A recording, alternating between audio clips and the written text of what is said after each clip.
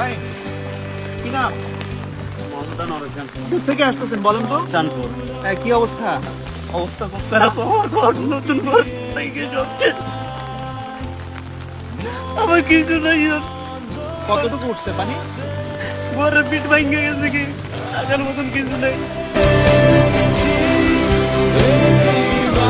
জানি আমাদের বাংলাদেশ আজকে ভালো নেই, কারণ বাংলাদেশের এই যে বন্যা পরিস্থিতি যত দিন যাচ্ছে ভয়াবহ হচ্ছে। মানুষের এত কষ্ট হচ্ছে, মানুষ সহ্য করতে পারছে না।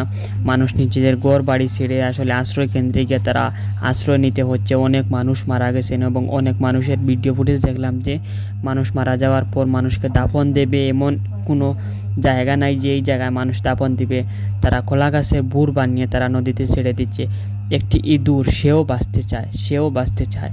দেখুন আপনারা, বাংলাদেশের পরিস্থিতি যতদিন যাচ্ছে আস্তে আস্তে ভয়াবহ হচ্ছে। আমাদের মৌলভীবাজারের কমলগঞ্জ এবং কুলাউড়া এদিকে বন্যার পরিস্থিতি আস্তে আস্তে ভয়াবহ হচ্ছে। মৌলভীবাজার কুলাউড়া থেকে আসলে ফেনী, নোয়াখালী, কুমিল্লা এদিকে অনেক বেশি আসলে আমি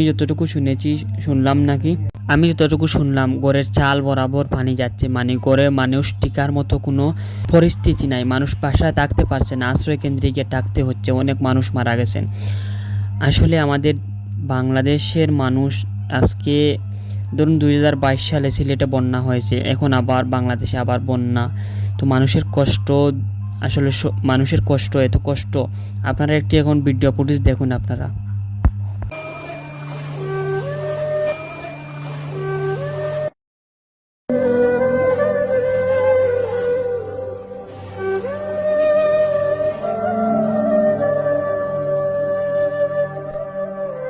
2022 সালে যখন বন্যা হয় তখনকার যে গরু ছাগল হাঁস মুরগ যেগুলো আসলে মারা গেছিল, তখন বাংলাদেশেরই ক্ষতি হয়েছে।